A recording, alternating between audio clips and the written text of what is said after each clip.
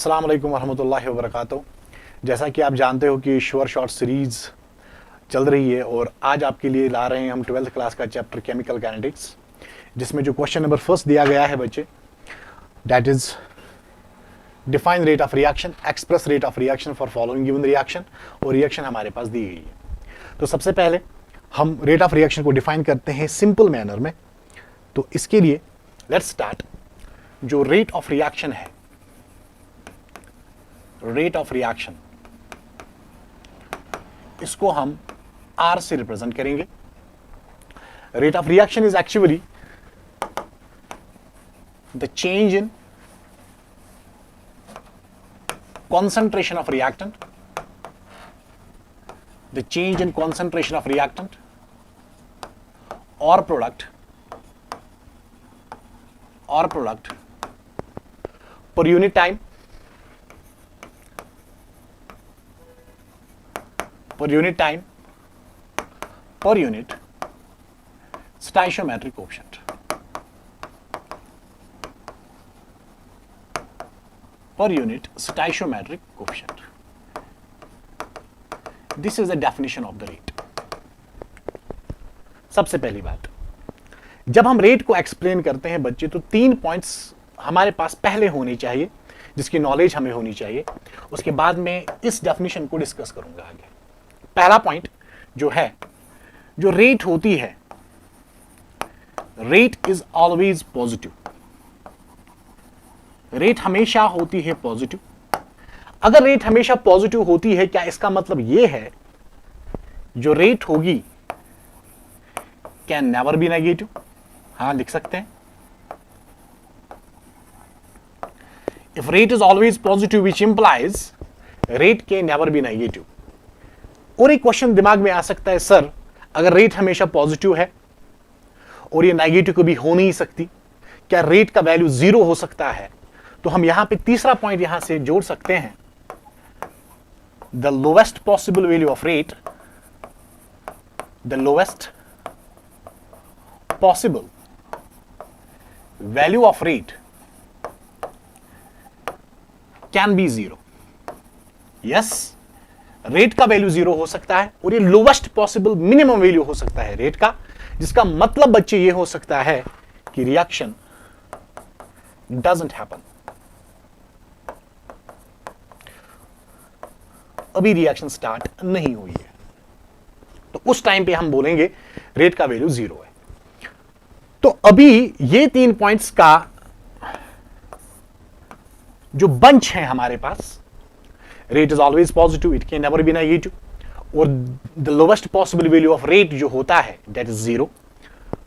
तो इन 3 पॉइंट्स को ध्यान में रख के जो मैं यहां पे definition of rate of reaction लिख रहा हूं, the change in concentration of reactant or product per unit time per unit stoichiometric coefficient, इसको अब हम सीखते हैं। जो ये per unit stoichiometric coefficient है, this is important thing to discuss, लेकिन अभी इस क्लास में इसे डिस्कस नहीं करते हैं। why per unit stoichiometric coefficient, otherwise there is a logic why this, लेकिन अभी हम चीजों को बहुत ही सिंपल रख रहे हैं।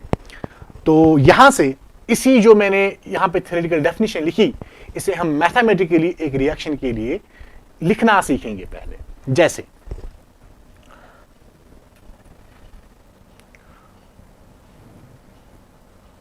जैसे मान लो मेरे पास रिएक्शन है, R is a reactant, it gives product P। और ध्यान देने वाली बात है बच्चे, जो ये रिएक्शन होगी, जिस रिएक्शन के लिए मैं रेट ऑफ रिएक्शन लिखूं, इसके लिए जो वॉल्यूम होना चाहिए वो वॉल्यूम होना चाहिए कांस्टेंट। एक्चुअल रेट हकीकत में कुछ और होती है, लेकिन जब हम उस एक्चुअल रेट में वॉल्यूम को कांस्टेंट मानते हैं, वहां से जो रेट आती है उसको कहते हैं कंडीशनल रेट, जो हमारे सिलेबस में दी गई है, और हम उसी कंडीशनल रेट को आगे ले जा रहे हैं। क्लियर? ये मैंने क्लास में भी बोला होगा, इसको एक्सप्लेन भी किया होगा ऐसा क्यों है। लेकिन अभी के लिए अगर मेरे पास एक रिएक्शन है, रिएक्टेंट गिव्स प्रोडक्ट, और इसके लिए मैंने वॉल्यूम को कांस्टेंट माना, तो इसको मैं मैथमेटिकली लिख सकता हूं क्योंकि this is the change in concentration of reactant और product per unit time per unit stoichiometric coefficient, तो मैं लिख सकता हूं जो रेट होगी it will be minus d concentration of reactant per unit time dt, और इसका स्टोइकियोमेट्रिक कोएफिशिएंट यहां पे देख लो बच्चे, कुछ नहीं गिवन है तो यहां पे हम 1 मान सकते हैं और यहां से हम 1 से डिवाइड भी कर सकते हैं। It will B d by dt is a change in concentration of reactant r पर यूनिट टाइम, एंड यहां पे स्टोइकियोमेट्रिक कोएफिशिएंट का पर यूनिट आएगा दैट इज 1। और अगर यही रेट मुझे प्रोडक्ट के रेस्पेक्ट में लिखनी होगी तो मैं लिखूंगा rate will be equal to plus change in concentration of product upon dt and पर unit stoichiometric coefficient that will B 1, क्योंकि यहां पे भी स्टोइकियोमेट्रिक कोएफिशिएंट 1 है। अब मसला है सर, यहां पे जब आपने रेट लिखी, डेफिनेशन में हमने माइनस साइन को यूज नहीं किया, डेफिनेशन में हमने पॉजिटिव साइन को यूज नहीं किया, तो आपने रिएक्टेंट के लिए यहां पे माइनस साइन यूज क्यों की और प्रोडक्ट के लिए आपने प्लस साइन यूज क्यों की? माइनस साइन रिएक्टेंट के लिए जो हमारी एनसीईआरटी दिख रही है वो बच्चे ये है कि विद टाइम जो कॉन्सेंट्रेशन ऑफ रिएक्टेंट होता है that decreases, that is the reason हम यहां पे यूज करते हैं माइनस। और विद टाइम जो कॉन्सेंट्रेशन ऑफ प्रोडक्ट होती है रिएक्शन में, विद टाइम वो इंक्रीज होती है, इसीलिए हम यहां पे यूज करते हैं पॉजिटिव साइन। ऐसा हम मान के चलेंगे, लेकिन हकीकत में अगर हमें यह सीखना हो why this minus sign and why this positive sign, इसका रीजन बच्चे हमें इस वाले स्टेटमेंट से आता है। पहला स्टेटमेंट जो हमने यहां पे लिखा, इस स्टेटमेंट से हम इसका आंसर दे सकते हैं, because rate is always positive. जब आप रेट निकालते हो इन terms of concentration of reactant तो वहां पे वैल्यू आता है माइनस का, लेकिन हम जानते हैं overall value of rate is positive, तो पॉजिटिव वैल्यू ओवरऑल रेट का रखने के लिए हम यहां पे बच्चे यूज करते हैं माइनस साइन, ताकि माइनस और माइनस प्लस बन जाए और ये वाला जो स्टेटमेंट है ये वैलिड रहे। For the validation of this statement rate is always positive, actually we are using this negative sign for reactants and this positive sign for products. लेकिन जैसा कि एनसीईआरटी ने दिया है, माइनस साइन हम यूज करते हैं with time concentration of reactant decreases and with time concentration of product increases, इसलिए हमने यहां पे माइनस साइन और प्लस साइन यूज किया। अब आप इस बात को आगे ले जा सकते हो। क्लियर? पहली बात तो रेट ऑफ रिएक्शन की डेफिनेशन क्या है? Change in concentration of reactant और product per unit time per unit stoichiometric coefficient. Stoichiometric coefficient से डिवाइड करना जरूरी है। क्यों जरूरी है? क्योंकि एक स्टेटमेंट हमारे पास और है जिसको मैं यहां पे लिखूंगा। जो रेट ऑफ रिएक्शन होता है, rate of reaction is always single valued. अगर आप किसी भी रिएक्टेंट के रेस्पेक्ट में, किसी भी प्रोडक्ट के रेस्पेक्ट में रेट ऑफ रिएक्शन को लिखना चाहोगे, हर केस में आपका जो रेट ऑफ रिएक्शन का वैल्यू आएगा वो सेम आएगा, सिंगल वैल्यू आएगा। और इस सिंगल वैल्यू आने का जो रीजन है वो यही रीजन है जब आप पर यूनिट स्टोइकियोमेट्रिक कोएफिशिएंट से डिवाइड करते हो। अगर आप पर यूनिट स्टोइकियोमेट्रिक कोएफिशिएंट से डिवाइड नहीं करोगे तब जाके आपका सिंगल वैल्यू नहीं आएगा। As rate of reaction is always single valued, तो सिंगल वैल्यूड अगर रेट ऑफ रिएक्शन का वैल्यू होता है तो इसके लिए यह बात लाजमी है कि हमें पर यूनिट स्टोइकियोमेट्रिक कोएफिशिएंट से डिवाइड करना होता है। अगर क्लास में कभी मिले तो हम इस बात को एक्सप्लेन करेंगे वहां पे, लेकिन अभी के लिए ये आप स्टेटमेंट जहन में रखो, rate of reaction is always single valued. Clear? Now this was the concept of rate of reaction, जिसको मैंने काफी बहुत ही सिंपल रखा आपके लिए ताकि आपके जहन में चीजें बैठे। और अभी हम इन चीजों को इलोंगेट नहीं कर सकते क्योंकि आपके पास भी टाइम कम है और हमें भी इसको एक ऐसे मैनर में आपके पास लाना है ताकि आपकी प्रिपरेशन बूस्ट हो जाएगी इन अ सिंपल वे। नाउ अब इसी क्वेश्चन में हमसे पूछा गया है इस रिएक्शन के लिए आप रेट ऑफ रिएक्शन को एक्सप्रेस कर लो। तो हम यहां पे आते हैं, हम लिखते हैं, अगर हमें रेट लिखनी हो, रेट ऑफ रिएक्शन ROR, जिसको हम R से करते हैं रिप्रेजेंट, इसको A के लिए लिखेंगे it will be minus DA upon DT और स्टोइकियोमेट्रिक कोएफिशिएंट N1 है तो इसीलिए हमने यहां पे N1 लिखा। क्या मैं यहां पे लिख सकता हूं आपकी कन्वीनियंस के लिए जो N1, N2, N3 और N4 है, these are called stoichiometric coefficients. और दूसरी बात, जो सर ए और बी है इनको हम बोलेंगे रिएक्टेंट्स, और जो सी एंड डी है इनको हम बोलेंगे प्रोडक्ट्स। क्लियर? तो बच्चे मुझे बोलो, as rate of reaction is a single valued, आप किसी भी स्पीशीज के रेस्पेक्ट में रेट ऑफ रिएक्शन को डिफाइन करना चाहो, आपको सिंगल वैल्यू हमेशा हर एक स्पीशीज के रेस्पेक्ट में आएगा। तो मुझे बोलो, जो यहां मुझे विद रेस्पेक्ट टू ए जो रेट ऑफ रिएक्शन का वैल्यू आएगा, it should be exactly equal to the rate of reaction. अगर आप एक्सप्रेस करोगे in terms of reactant B, it will be minus dB upon dt, but stoichiometric coefficient होगा N2। और यही क्योंकि ये दोनों रिएक्टेंट्स हैं, और रिएक्टेंट्स के लिए मैं यूज करूंगा साइन माइनस, जिसको हमने अभी अभी डिस्कस किया। और पॉजिटिव के प्रोडक्ट्स के केस में we will write plus, it will be dc upon dt, और यहां से N3 आएगा, this will be equal to plus dd upon dt, और यहां पे बचे N4 आएगा। This is the rate of reaction. और ऐसे आप रेट ऑफ रिएक्शन को एक्सप्रेस कर सकते हो किसी भी एक रिएक्शन के लिए जो आपके एग्जाम में पूछा जा सकता है। Clear? I hope this was the question number first and this should B clear. Now moving ahead, हमारे पास जो क्वेश्चन पूछा गया है, differentiate briefly between average and instantaneous rate of reaction. यहां पे हमने एक ग्राफ बना के रखा है, और ये वाला जो ग्राफ है, this is actually the result of first order reaction, जो हम आगे जाके पढ़ेंगे कि उसका रिएक्शन, ये इसका रिजल्ट है।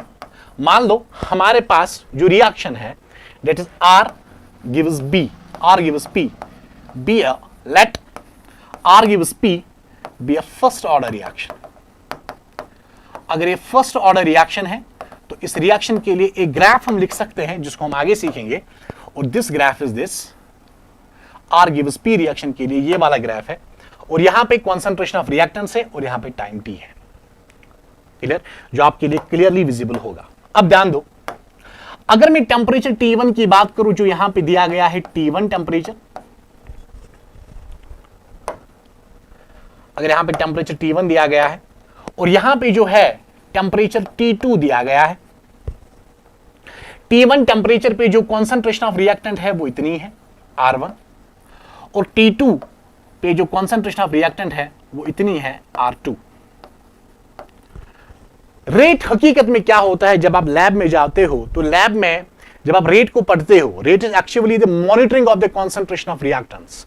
विद टाइम में कैसे चेंज होता है, तो हमारे पास क्या होता है, असल में हमारे पास यहां पे टाइम होता है, हमारे पास यहां पे टाइम होता है, और यहां से हम डालते हैं कॉन्सेंट्रेशन ऑफ रिएक्टेंट्स या प्रोडक्ट्स। मैं थोड़ा सा हल्का सा आइडिया देता हूं, फिर हम टाइम 0 पे देखते हैं कॉन्सेंट्रेशन कितनी है, C0। टाइम 1 सेकंड पे कॉन्सेंट्रेशन कितनी है, मान लो C1। टाइम 2 सेकंड्स पे कॉन्सेंट्रेशन कितनी है, C2। उसके बाद टाइम 3 सेकंड्स पे कॉन्सेंट्रेशन कितनी है, C3। तो इसी को कहते हैं रेट एक्चुअली। जब आप कॉन्सेंट्रेशन ऑफ रिएक्टेंट को या कॉन्सेंट्रेशन ऑफ प्रोडक्ट को विद टाइम मॉनिटर करते हो कि ये कैसे चेंज होती है, उसको कहते हैं रेट को लिखना। तो ये वाला जो ग्राफ आया है फर्स्ट ऑर्डर रिएक्शन के लिए, ऐसे ही विद टाइम हमारे पास कॉन्सेंट्रेशन ऑफ रिएक्टेंट्स के वैल्यूज होंगे, उनको हमने प्लॉट किया और ये वाला ग्राफ आया। Clear? But remember this is for the first order reaction, और हम इसे एक्सप्लेन भी करेंगे फर्स्ट ऑर्डर रिएक्शन के रेस्पेक्ट में। अब ध्यान दो, अब आप ही बोलो, यहां T1 से लेके T2 तक, T1 से लेके T2 तक जो टाइम है, ये अच्छा खासा टाइम है, और इस टाइम को हम कहते हैं appreciable time, appreciable time interval. क्या कहते हैं बच्चे इसे? Appreciable time interval, sufficient time interval. अगर आपके पास रिएक्टेंट है जिसकी कॉन्सेंट्रेशन को आप मॉनिटर कर रहे हो इन एप्रिशिएबल रेंज ऑफ टेम्परेचर में, इन सफिशिएंट रेंज ऑफ टेम्परेचर में, उस रेट को हम बच्चे कहते हैं एवरेज रेट ऑफ रिएक्शन। तो यहां पे अगर मैं लिखूं, जस्ट अ सेकेंड, यहां पे अगर मैं लिखूं एवरेज रेट ऑफ रिएक्शन, जिसको आप डिनोट करोगे आर एवरेज से। इन अ सिंपल वे क्या मैं लिख सकता हूं, ये जो एवरेज रेट ऑफ रिएक्शन होगी, this is the simply monitoring the concentration of reactants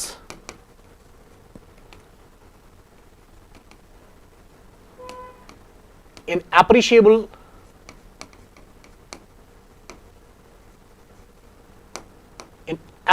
interval of time।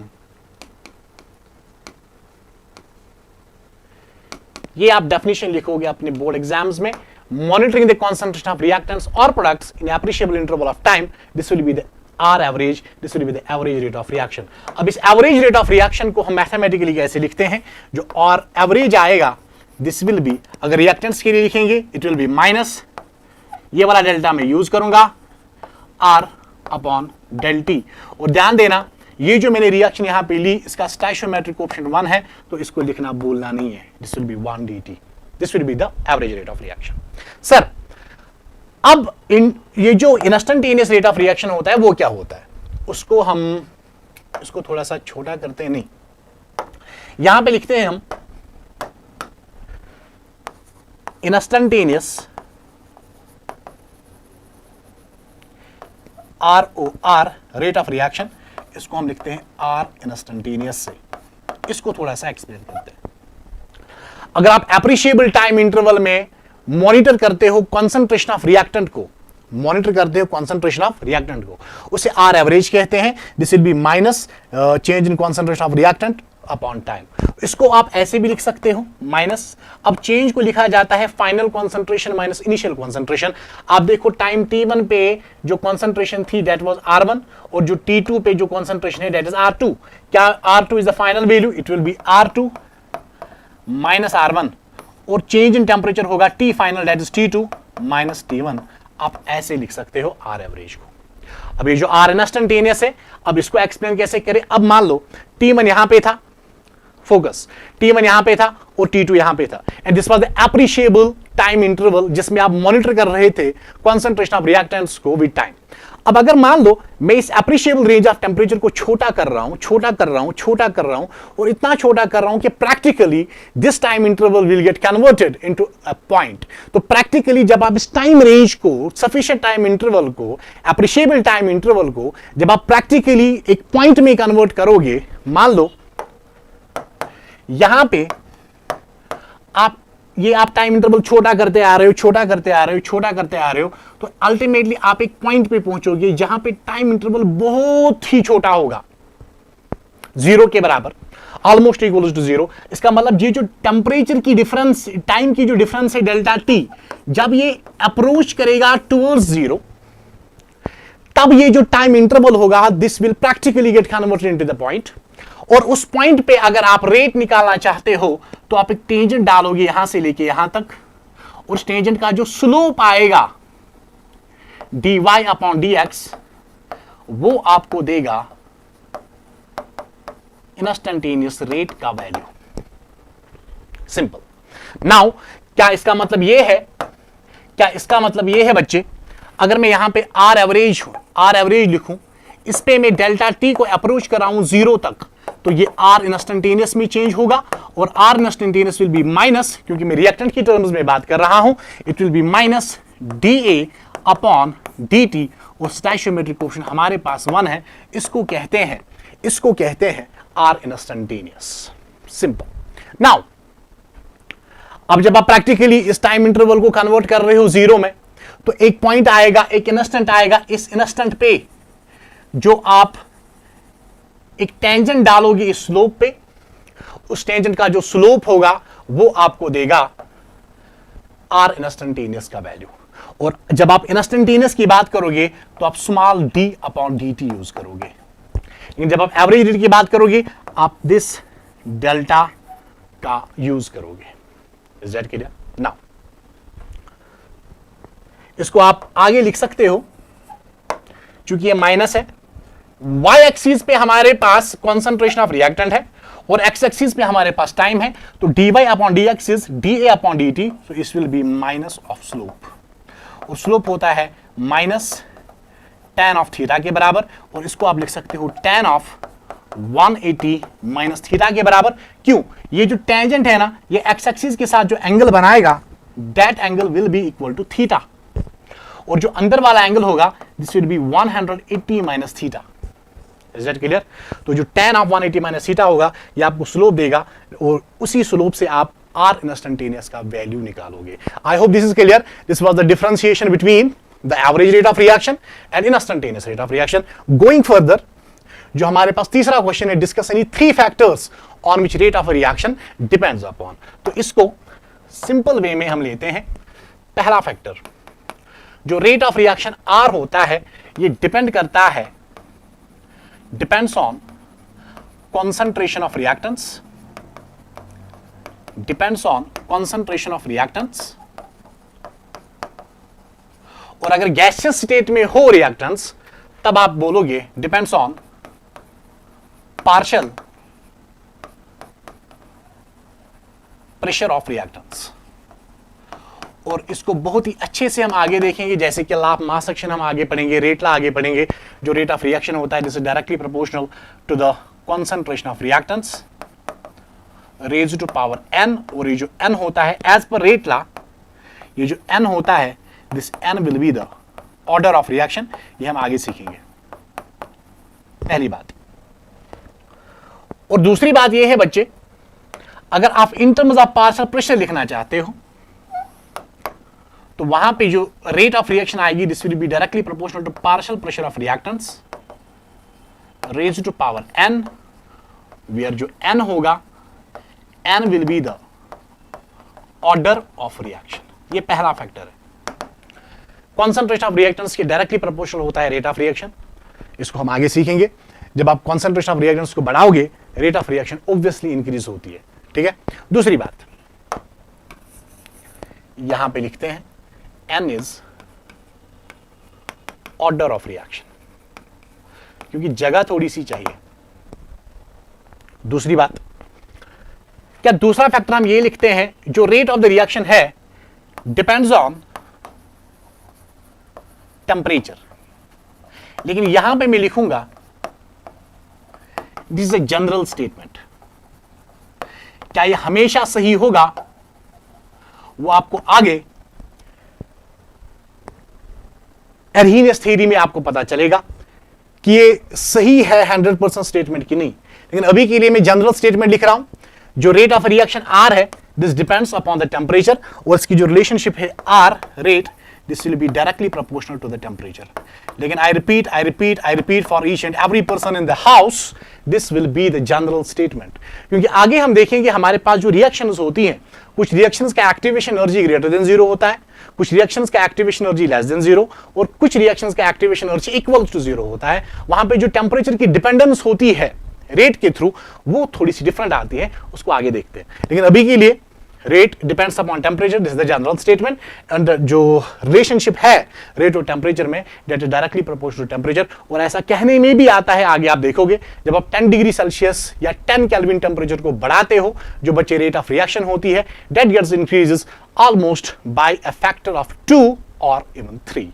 Rate of reaction double भी होती है और ट्रिपल भी होती है, या डबल और ट्रिपल के बीच में भी आती है जब आप रिएक्शन के टेम्परेचर को इंक्रीज करते हो by factor of 10 degree Celsius और even by 10 Kelvin. Is that clear? तो तीसरा फैक्टर आप लिख सकते हो जो रेट ऑफ रिएक्शन है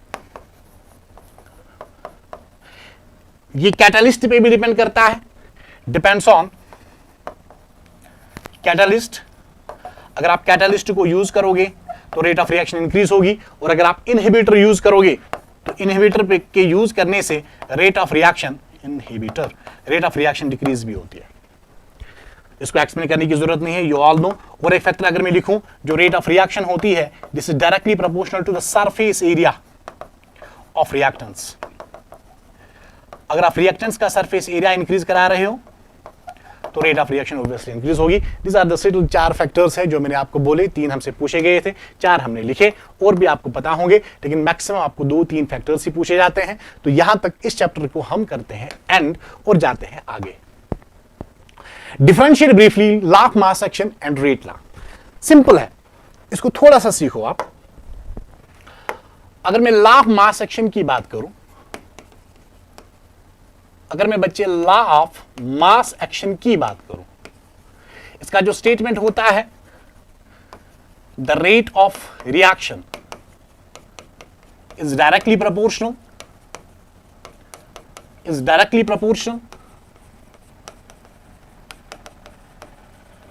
this is actually the observation. जो लॉ ऑफ मास एक्शन है ना, ये दो साइंटिस्ट हमारे पास थे, गोल्डबर्ग एंड वेग। उन्होंने क्या किया, उन्होंने एक ऑब्जर्वेशन की और उन्होंने अपनी उस ऑब्जर्वेशन को समराइज किया in the form of law, जिस लॉ को कहते हैं law of mass action. The rate of, और ये इसका स्टेटमेंट क्या है, the rate of reaction is directly proportional to the active masses, to the product of active masses, आप कॉन्सेंट्रेशन भी लिख सकते हो, of reactants raised to power their respective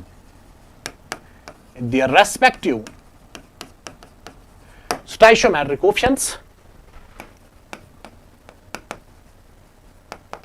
raised to power their respective stoichiometric coefficients. This is law of mass action. जैसे अगर मैं यहां पे एक रिएक्शन लेता हूं, A times A plus B times B, it gives C times C and D times D। जो small a, small b, small c, small d है, दीज आर स्टाइशियोमेट्रिक कोएफिशिएंट्स। और जो कैपिटल A और capital B है, these are reactants. और जो capital C, capital D है, these are products. ध्यान से, अगर मैं यहां पे लिखूं as per the law of mass action, जो रेट होता है R, this is directly proportional to the concentration of और एक्टिव मास ऑफ रिएक्टेंट्स, इनके product of active mass of reactants raised to power their respective stoichiometric coefficients. जरा मुझे बोलो, A का stoichiometric coefficient A है, B का stoichiometric coefficient B है, तो आप A to the power A लिख सकते हो, B to the power B लिख सकते हो। Is that clear? Done. Now यहां पे R is directly proportionality sign को खत्म करेंगे तो यहां पे K आएगा, और K होता है rate constant. It will be A raised to power A और B raised to power B। This is what we are having, this will be the law of mass action. और सबसे interesting बात, जो law of mass action है बच्चे, is valid only for, valid नहीं लिख सकते हम, is completely valid only for elementary reactions. Elementary reactions के लिए law of mass action completely valid होता है। इस स्टेटमेंट को अगर मैं थोड़ा सा डिस्कस करूं, अगर आप कॉन्सेंट्रेशन ऑफ रिएक्टेंट को डबल करोगे, रेट ऑफ रिएक्शन भी डबल होती है। ये लॉ ऑफ मास एक्शन का वैलिडेशन होता है टुवर्ड्स द एलिमेंट्री रिएक्शन। मतलब अगर हमारे पास एक एलिमेंट्री रिएक्शन है, एलिमेंट्री रिएक्शन में अगर आप कॉन्सेंट्रेशन ऑफ रिएक्टेंट को डबल करोगे तो रेट ऑफ रिएक्शन जो होता है वो भी डबल होता है। लेकिन जो कॉम्प्लेक्स रिएक्शंस होती है, कौन सी रिएक्शंस होती है? Complex. This is the law of mass action, ये इसका स्टेटमेंट है। इस रिएक्शन के लिए मैंने लॉ ऑफ मास एक्शन लिखा, और ये वाला स्टेटमेंट भी हमने कोट किया कि law of mass action is completely valid only for elementary reactions. अब समझना, मैं फिर से कह रहा हूं, इस स्टेटमेंट का मतलब क्या है? इस स्टेटमेंट का मतलब बच्चे ये है, अगर आप कॉन्सेंट्रेशन ऑफ रिएक्टेंट को करोगे डबल, क्या करोगे? डबल, तो जो रेट ऑफ रिएक्शन होती है ROR, रेट ऑफ रिएक्शन, ये भी बाय साहब डबल होती है। क्लियर? अगर मेरे पास रिएक्शन है R gives P having stoichiometric coefficient 1। Now ये इंपॉर्टेंट है भाई, जो लॉ ऑफ मास एक्शन होता है is partially valid for complex reactions. Complex reactions वो रिएक्शंस होती है जो मोर देन वन स्टेप में हो, और एलिमेंट्री रिएक्शन वो रिएक्शन होती है जो एक ही स्टेप में हो। तो लॉ ऑफ मास एक्शन जो बच्चे होता है, this is partially valid for complex reactions. और पार्शियली वैलिड का मतलब क्या है, जरा इस बात को सीखते हैं। मैं ज्यादा डिस्कशन इसमें नहीं चाहता हूं, मैं चाहता हूं कि हर एक चीज क्लियर हो आपकी बोर्ड की रिक्वायरमेंट जो है उसके हिसाब से।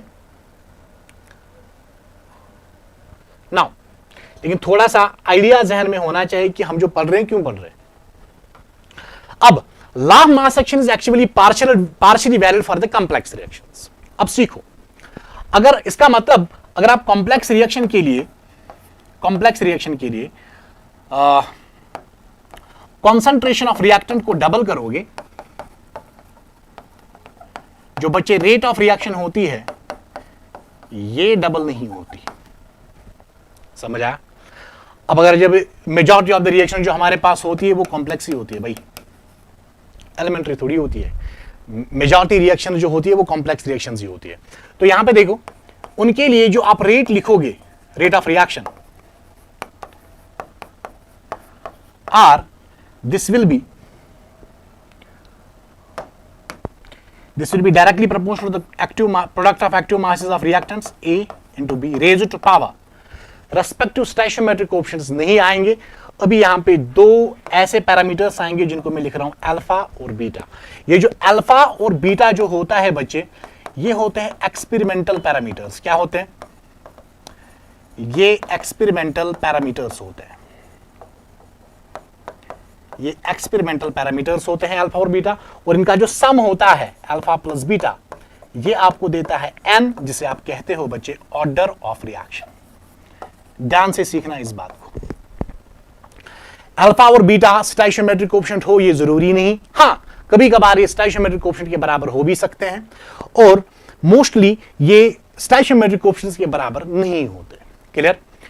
तो यहां पे जो इनका सम आता है अल्फा प्लस बीटा, वो आपको देता है n, और n का मतलब होता है ऑर्डर ऑफ द रिएक्शन, और ऑर्डर ऑफ द रिएक्शन कुछ भी हो सकता है। It may be 0, it may be 1, it may be 2, ये कुछ भी हो सकता है।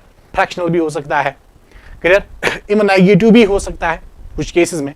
Overall order of the reaction positive होगा, लेकिन with respect of single reactant it may be negative. Clear? Now moving ahead, ये मैंने थोड़ा सा डिस्कशन किया, इसको कहते हैं लॉ ऑफ मास एक्शन। और जो यहां पे मैंने लिखा, this is what we called rate law. जो पावर्स हम रेट लॉ में लेते हैं अल्फा और बीटा, ये एक्सपेरिमेंटल पैरामीटर्स होते हैं। अब यहां पे एक बात सीखने को है, इस बात को थोड़ा सा सीख लो।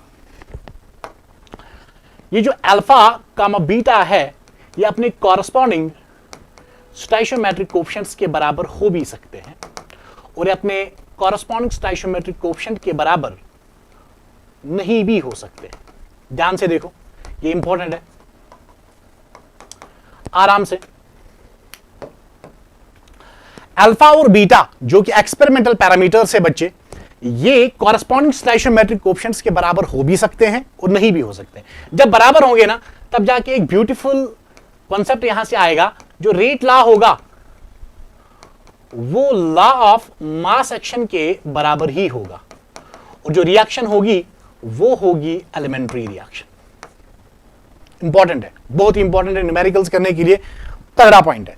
आगे, जब आप अल्फा और बीटा को मानते हो स्टोइचियोमेट्रिक कोएफिशिएंट के बराबर नहीं होता, तो उस टाइम पे हम बोलेंगे जो रेट लॉ होगा ये लॉ ऑफ मास एक्शन के बराबर नहीं होगा, और जो नेचर ऑफ द रिएक्शन होता है बच्चे, उसका मतलब this is the reflection of the idea this reaction should B complex reaction. Clear?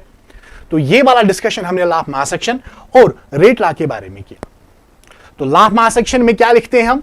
This is the rate of reaction is directly proportional to the product of active masses of reactions and products raised to power their respective stoichiometric coefficients। लेकिन ये elementary reactions के लिए valid है जो single step reactions होती है, लेकिन जो बच्चे complex reactions होती है उनमें पावर हम स्टोइचियोमेट्रिक कोएफिशिएंट लिखे ये जरूरी नहीं, वहां पावर हम लिखते हैं अल्फा और बीटा। अल्फा और बीटा एक्सपेरिमेंटल पैरामीटर्स है, जिनका जो सम बच्चे होता है वो ऑर्डर ऑफ रिएक्शन के बराबर होता है, जिसको हम n से डिनोट करते हैं, स्मॉल n से डिनोट करते हैं।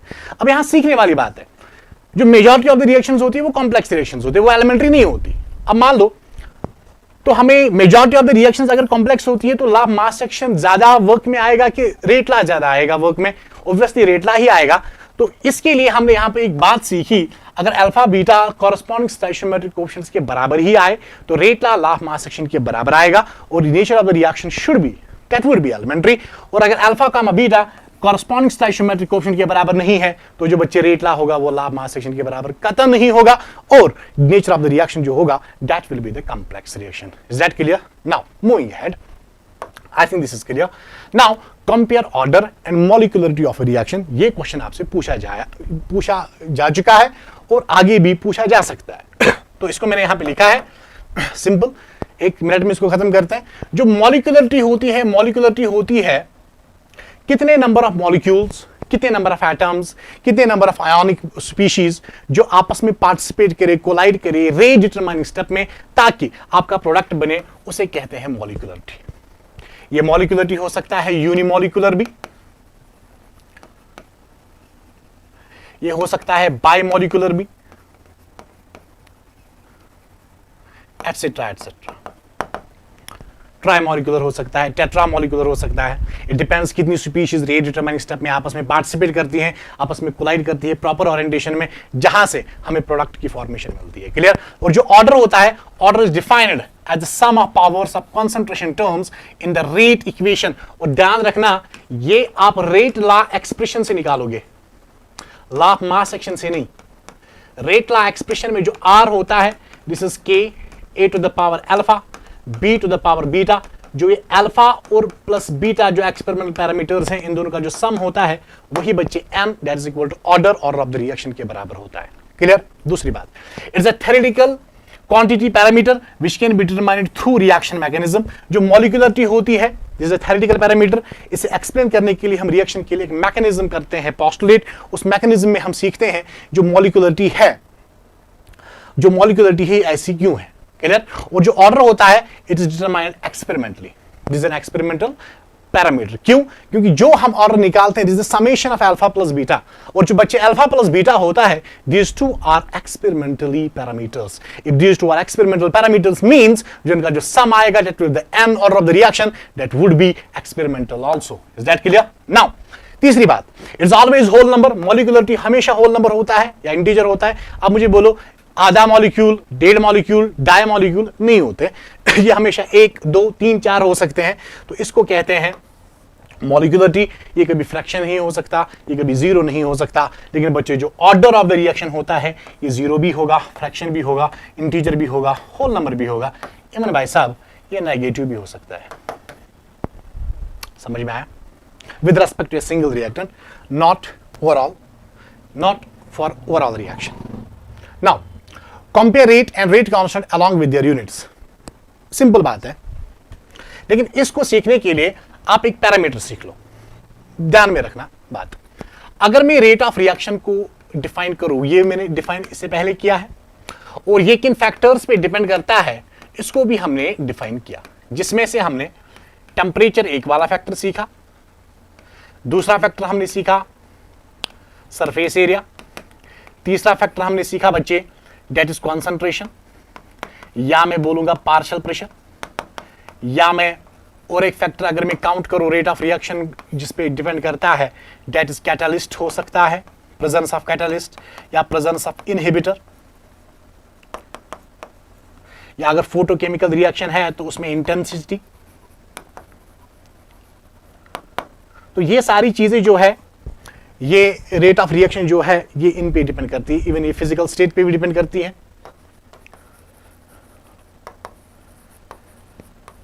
फिजिकल स्टेट ऑफ रिएक्टेंट्स, और भी कुछ फैक्टर्स हैं, अभी हम इन पे लिमिट करते हैं। जो रेट ऑफ रिएक्शन है ये हमने सीखा, ये बाय साहब टेम्परेचर पे डिपेंड करती है। कैसे करती है वो सीखा, डिपेंडेंस कैसी है इसकी, डायरेक्ट। सरफेस एरिया पे डिपेंड करती है, कॉन्सेंट्रेशन या पार्शियल प्रेशर, कैटलिस्ट या inhibitor, intensity of electromagnetic radiation, intensity of light में लिखता हूं यहां पे, फिजिकल स्टेट ऑफ रिएक्टेंट्स। इन सारी चीजों पे रेट ऑफ रिएक्शन बच्चे डिपेंड करता है। अब ध्यान देने वाली बात है, जब मैं रेट लिखता हूं, मैं लिखता हूं R is equal to K, concentration of reactants, और ओवरऑल ऑर्डर होगा N, इसको मान लो ये है रेट लॉ। अब ध्यान देने वाली बात है, इस बात को सीखो, इसको हम क्लास में मैथमेटिकली सिखाते हैं, ऐसा क्यों होता, लेकिन अभी के लिए आप कुछ पॉइंट्स ले लो, इन पॉइंट्स पे फोकस कर लो, and believe me these points are golden points, इन पे फोकस कर लो। मुझे बोलो, अगर मैं बोलूं कॉन्सेंट्रेशन ऑफ रिएक्टेंट जो है ये यूनिटी के बराबर है। यूनिटी का मतलब आपने लिया है 1 मोल पर लीटर, या आप सिंपली बोलोगे 1 मोलर। आपने कॉन्सेंट्रेशन ऑफ रिएक्टेंट कितनी ली? 1 मोल पर लीटर।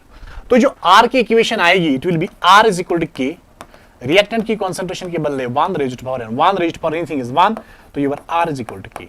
इसका मतलब क्या है? जो रेट ऑफ रिएक्शन है, ये इंपॉर्टेंट पॉइंट है, यहां पे फोकस कर लो। जो रेट ऑफ रिएक्शन है इज एक्चुअली, या मैं ऐसे लिखूं, जो rate constant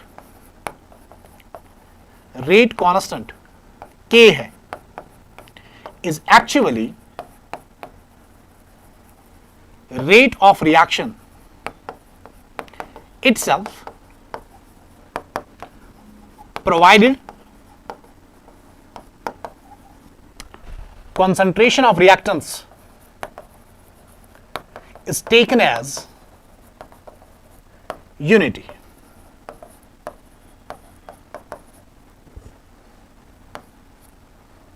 Is taken as unity. अब ध्यान से देखो, रेट कांस्टेंट के रेट ऑफ रिएक्शन के बराबर ही आता है जब आप कॉन्सेंट्रेशन ऑफ रिएक्टेंट को यूनिटी मानते हो। इसका मतलब जो रेट कांस्टेंट के है, ये कॉन्सेंट्रेशन पे डिपेंड नहीं करता, दिस इज कॉन्सेंट्रेशन इंडिपेंडेंट। याद रखना, यहां पे बहुत ही इंपॉर्टेंट पॉइंट है, इस पॉइंट को ध्यान से सीखो। आपके कंपटीशन में भी जो चीजें आपको तंग करेगी इस टॉपिक के रिलेटेड, उन सारी चीजों का हल देता हूं मैं आपको, ध्यान दो, ध्यान से।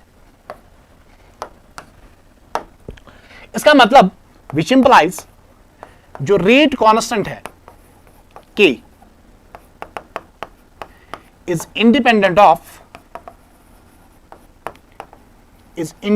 Of concentration. ये कॉन्सेंट्रेशन पे डिपेंड नहीं करता क्योंकि उसे हमने कांस्टेंट फिक्स्ड माना। लेकिन हमें यह बात भी पता चली जो रेट कांस्टेंट K है ये हकीकत में रेट ऑफ रिएक्शन के बराबर ही है जब आपने कॉन्सेंट्रेशन को यूनिटी माना। क्या इसका मतलब यह हो सकता है, इसका मतलब यह हो सकता है कि जो सारे फैक्टर्स रेट ऑफ रिएक्शन पे डिपेंड करते हैं, रेट ऑफ रिएक्शन जिन सारे फैक्टर्स पे डिपेंड करता है, उन सारे फैक्टर्स पे रेट कांस्टेंट K भी डिपेंड करेगा, लेकिन कॉन्सेंट्रेशन को छोड़ के। Is that clear? क्योंकि यहां से हमने देखा rate constant K is actually rate of reaction itself. जब ये रेट ऑफ रिएक्शन इटसेल्फ है, ये इस बात का आइडिया है, this is the reflection of the idea, उन सारे फैक्टर्स जिन पे रेट ऑफ रिएक्शन डिपेंड करती है, उन सारे फैक्टर्स पे रेट कांस्टेंट K भी डिपेंड करेगा, लेकिन कॉन्सेंट्रेशन को छोड़ के। अब कॉन्सेंट्रेशन से मुझे और एक चीज याद आ रही है, वॉल्यूम। जैसे अगर मैं आपको बोलूं बच्चे कॉन्सेंट्रेशन किसके बराबर, आप बोलोगे sir number of moles per unit volume. अब आपसे क्वेश्चन है कि अगर हम वॉल्यूम को चेंज करें, किसको चेंज करें? वॉल्यूम को चेंज करें, क्या वॉल्यूम की चेंज करने से कॉन्सेंट्रेशन चेंज होता है? ऑब्वियसली होता है कॉन्सेंट्रेशन चेंज। क्या मैं अब कह सकता हूं वॉल्यूम के चेंज करने से कॉन्सेंट्रेशन तो चेंज होता है, लेकिन कॉन्सेंट्रेशन के चेंज होने से रेट कांस्टेंट के चेंज नहीं होता?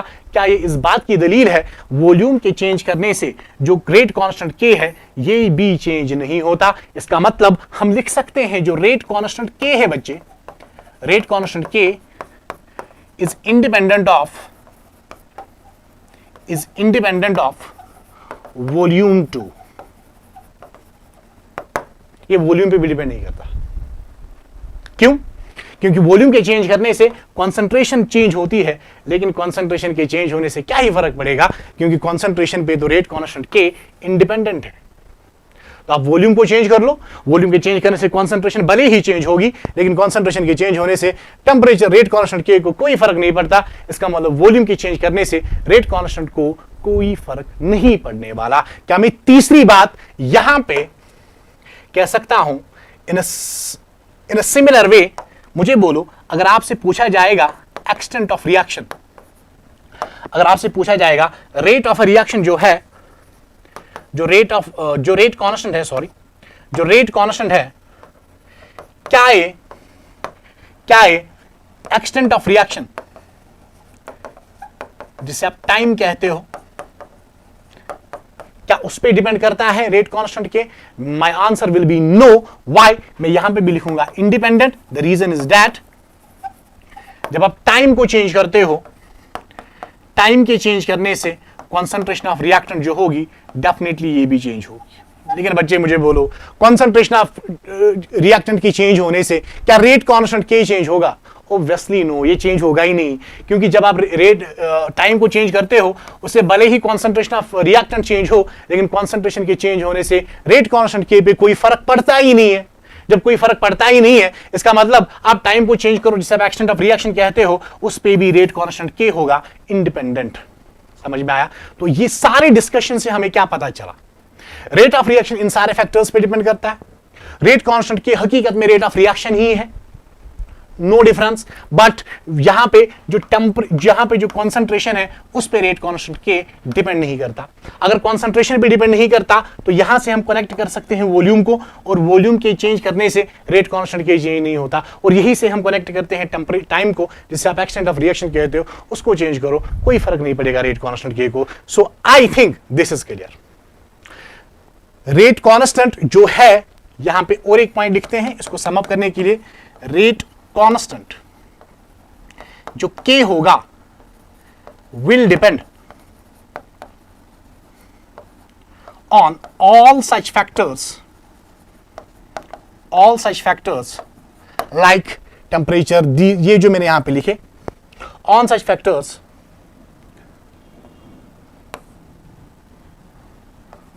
on which rate depends on except concentration, volume of a mixture and time, जिसे आप कहते हो extent of reaction. I think now this is clear. तो आज के बाद आपको कोई बोलेगा क्या रेट कांस्टेंट के और रेट ऑफ रिएक्शन टेम्परेचर पे डिपेंड करते हैं, आप बोलना यस करते हैं। सरफेस एरिया पे डिपेंड करते हैं, हाँ करते हैं। कॉन्सेंट्रेशन और पार्शियल प्रेशर पे दोनों डिपेंड करते हैं, नो। कैटलिस्ट इनहिबिटर पे डिपेंड करते हैं दोनों, यस। इंटेंसिटी ऑफ लाइट पे डिपेंड करते हैं, yes. Physical state of reaction पे डिपेंड करते हैं, यस। वॉल्यूम पे डिपेंड करते हैं दोनों, नो। टाइम पे डिपेंड करते हैं दोनों, no. Is that clear? Now this is the whole thing I am having from the rate constant and the rate of reaction. I think this is clear. अब class में कभी मिलोगे तो इसका मैथमेटिकल प्रूफ देते हैं ऐसा क्यों है with the graphical analysis. Clear? Now derive the equation for a rate constant and T half for a zero order reaction. कुछ ग्राफ्स यहां पे बना के रखे हैं, इसको थोड़ा सा एक्सप्लेन करते हैं। लेट जो आर है it gives P is a zero order reaction. कौन सी रिएक्शन है? Zero order reaction. अगर जीरो ऑर्डर रिएक्शन है तो इसके लिए रेट लिखेंगे R will be equal to K concentration of R raise to power 0। ध्यान से, अगर ऐसा है anything raise to power 0 is 1 तो R will be equal to K। क्या मैं यहां से 3 सेम क्वेश्चन निकालूं? अभी भी तो पढ़ा R is equal to K। इसका मतलब जो rate of zero order reaction है, इसका मतलब जो rate of zero order reaction है is independent of concentration of reactants। पहली बात, अगर concentration पे इंडिपेंडेंट है, अभी हमने पढ़ा ना R is equal to K, पढ़ा कि नहीं? रेट कांस्टेंट की is actually rate of reaction ही, लेकिन ये कॉन्सेंट्रेशन पे डिपेंड नहीं करता, वॉल्यूम पे डिपेंड नहीं करता, एक्सटेंट ऑफ रिएक्शन पे डिपेंड नहीं करता। और जीरो ऑर्डर रिएक्शन के लिए जो हमने यहां पे सीखा, जीरो ऑर्डर रिएक्शन के लिए बच्चे हमें सेम चीज नजर आ रही है, R is equal to K। इसका मतलब ये R अभी सिंपल R नहीं है, this is R is the rate of zero order reaction because we are discussing here zero order reaction। तो ये जीरो ऑर्डर रिएक्शन की रेट है बच्चे। तो मुझे बोलो क्या मैं लिखूं rate of zero order reaction will be independent of concentration of reactants, not only concentration. क्या मैं लिख सकता हूं वॉल्यूम? क्या मैं लिख सकता हूं एक्सटेंट ऑफ रिएक्शन, जिसे आप कहते हो टाइम? Yes we can. तो rate of zero order reaction ना ही कॉन्सेंट्रेशन ऑफ रिएक्शंस पे डिपेंड करता है, ना ही वॉल्यूम पे डिपेंड करता है, ना ही एक्सटेंट ऑफ टाइम पे डिपेंड करता है। समझ में आया? तो यहां जाते हैं। अगर आपसे पूछा गया है कॉन्सेंट्रेशन ऑफ रिएक्टेंट्स, चलो ये आगे देखते हैं, ये आगे देखते हैं। क्या आपको यहां तक पहले समझ में आया? Very good.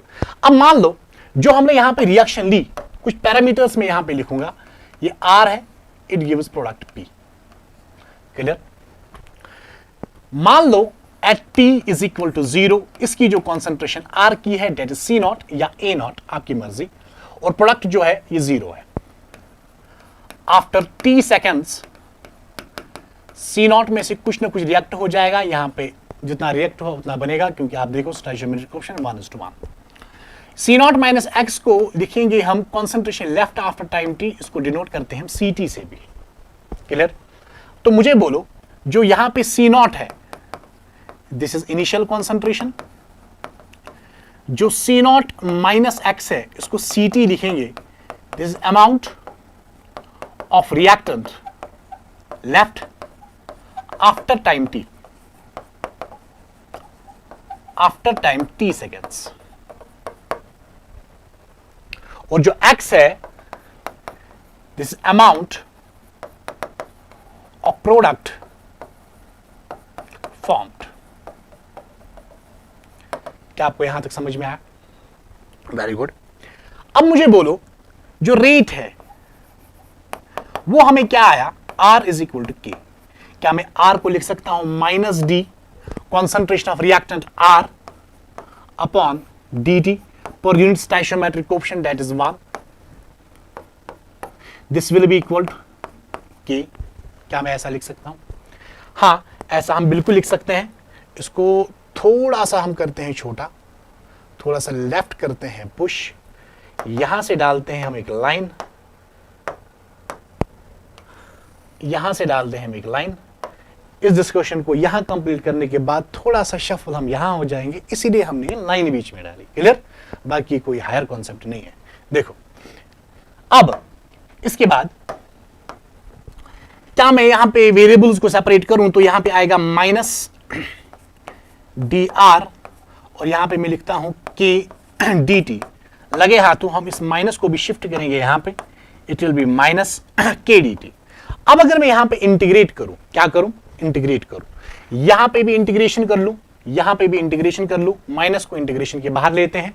और हमने स्टार्ट किया था टाइम t 0 से और आफ्टर टाइम t सेकेंड्स तक, तो हमने टाइम t से स्टार्ट 0 से स्टार्ट किया और कहां तक लिया हमने इस रिएक्शन को, जीरो ऑर्डर रिएक्शन को टाइम t तक।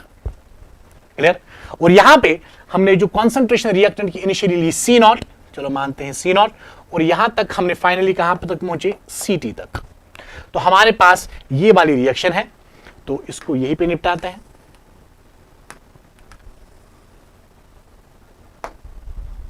तो ये आएगा R, C नॉट इधर, CT इधर, ये आएगा माइनस K dt, आएगा माइनस K कांस्टेंट आएगा इंटीग्रेशन से बाहर, ये आएगा T और यहां पे 0, यहां पे आएगा T, तो ये आएगा CT upper limit minus lower limit CT minus C not, it will be minus times KT minus 0, that will be T। ये हमारे पास इक्वेशन मिली। और अगर आपको CT का वैल्यू निकालना होगा, this will be minus times KT plus आएगा C not. तो इसको हम रखते हैं कैद में, इन ए बॉक्स। समझ में आया? And this is the special equation in order to solve each and every question on zero order reaction. तो इसे अपने हार्ट में रखो, हार्ट के अच्छे से किसी चैम्बर में रखो। ठीक है? आगे नाउ अगर कोई चैम्बर खाली हुआ तो नाउ अब इसके बाद देखो, CT will be equal to minus KT plus C not. Clear? अब मान लो हमसे जो इस क्वेश्चन में और पूछा गया था, एक तो हमने derive the equation for a rate constant and T half for a zero order equation. So this is the rate constant जो आप यहां से निकालोगे। Clear? This is the wait this is the rate constant K, जिसका value आप यहां से निकाल सकते हो। अब जो दूसरा सेगमेंट इस क्वेश्चन का है, दैट इज T हाफ। आप हाफ लाइफ निकालो, हाफ लाइफ टाइम, जिसे आप बच्चे कहते हो T हाफ। और T हाफ लाइफ वो वाला टाइम होता है जिस टाइम में half of the reactant is done, time in which half of the reactant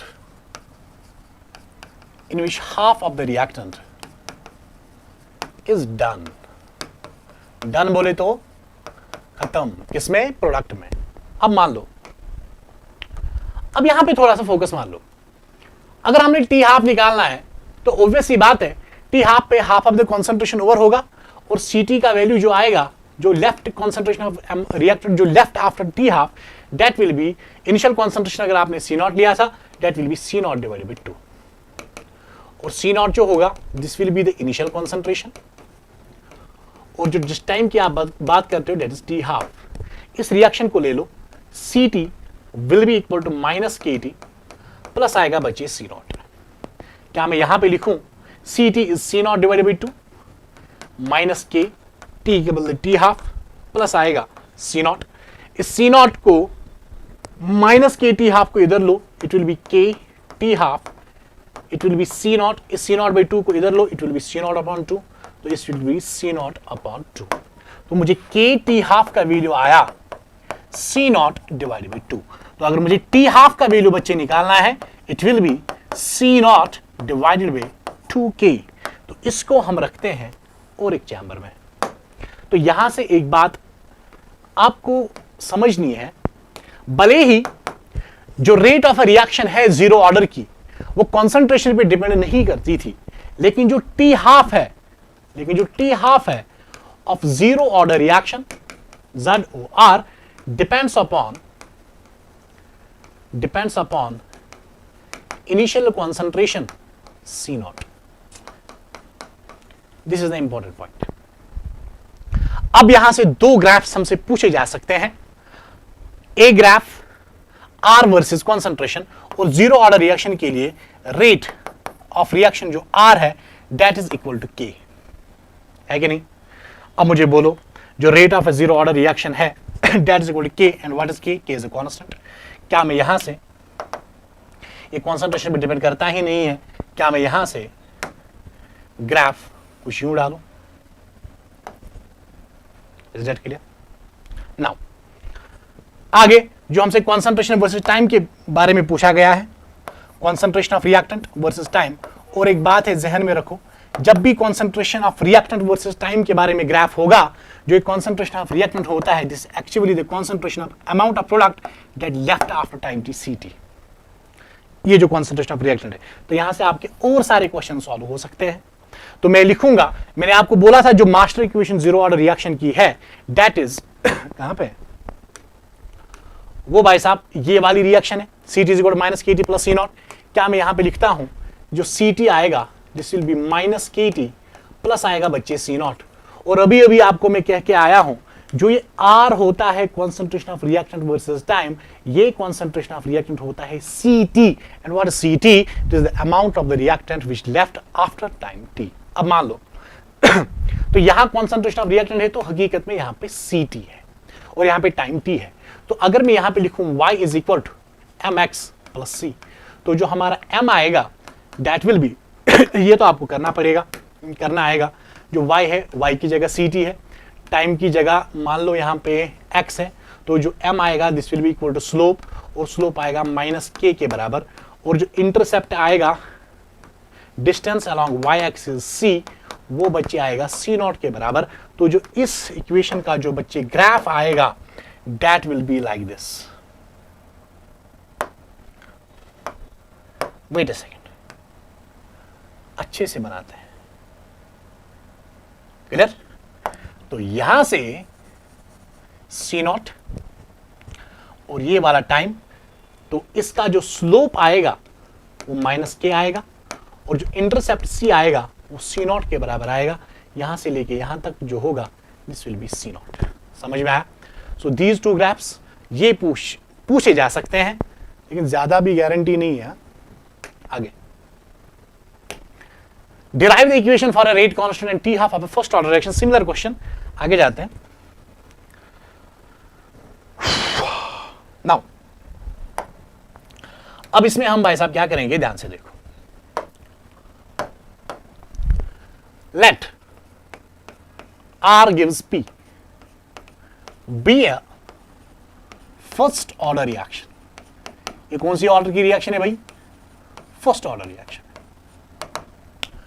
अगर ये भाई साहब फर्स्ट ऑर्डर रिएक्शन है तो मुझे बोलो क्या मैं लिखूं R is equal to concentration of K reactant की कॉन्सेंट्रेशन R और ऑर्डर की जगह आएगा N is equal to 1। Rate law, this is the rate law. अब मुझे बोलो, क्या यहां पे rate of first order reaction depend करेगा कॉन्सेंट्रेशन ऑफ रिएक्टेंट्स पे? ऑब्वियसली करेगा, ये यहां पे कॉन्सेंट्रेशन ऑफ रिएक्टेंट पे डिपेंड करेगा। तो हम बोलेंगे जो रेट आएगी of first order reaction will depend on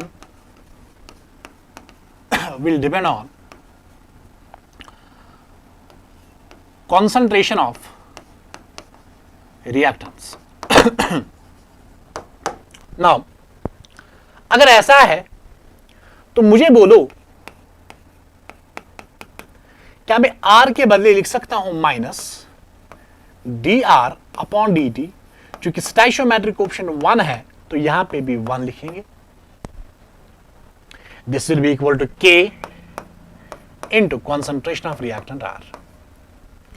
क्या मैं वेरिएबल्स को सेपरेट करूं तो यह आएगा माइनस, चलो माइनस को भी इधर लेते हैं राइट हैंड साइड, तो आएगा dr upon R। This will be equal to K times dt along with the sign minus. अब मुझे बोलो बच्चे, क्या अगर मैं यहां पे इंटीग्रेट करूं, माइनस को निकालते हैं बाहर, और इसी रिएक्शन को मैं फिर से यहां पे थोड़ा सा सिखा रहा हूं। R gives P। आपके पास जब time t is equal to 0 था तो आपकी कॉन्सेंट्रेशन C0, प्रोडक्ट कुछ भी नहीं। आपके पास after time t seconds C0 minus x, तो यहां पे x बना क्योंकि स्टाइशियोमेट्रिक कोएफिशिएंट अगेन 1, और यहां पे C0 माइनस x को Ct लिखेंगे। This is the product left after time t and this is the amount of product forms after time t। अगर यहां तक आपको समझ में आया है, क्या मैं यहां पे इंटीग्रेट कर रहा हूं C0 से लेके Ct तक, और यहां इंटीग्रेट करेंगे 0 से लेके t तक। और फिर से और एक बात, यहां से हम खींचते हैं लाइन, जो कि बहुत ही ज्यादा इंपॉर्टेंट है। इसके बगैर कुछ नहीं हो सकता आपका, इसीलिए ये लाइन डालना जरूरी है। यहां से एक लाइन खींचते हैं, यहां से और एक लाइन खींचते हैं, इससे आप और काबिल हो जाओगे। नाउ लुक, मुझे बोलो, अगर मैं यहां इंटीग्रेशन कर लूं तो 1/x dx की इंटीग्रेशन यह आएगा ln ऑफ r, और यहां से C0 अपॉन Ct, यह आएगा माइनस K 0 से t, यह आएगा t minus 0, that will be t। अब यहां पे आते हैं, क्या मैं लिखूं upper limit ln of Ct minus ln of C0, it will be equal to minus times K into t। क्या मैं यहां पे बच्चे लिख सकता हूं ln of Ct, this will be equal to minus times Kt plus आएगा ln of C0। So this will be the equation for your first order reaction. अब बच्चे मुझे समझाओ, अगर मुझे t का वैल्यू निकालना है, अगर मुझे t का वैल्यू निकालना है तो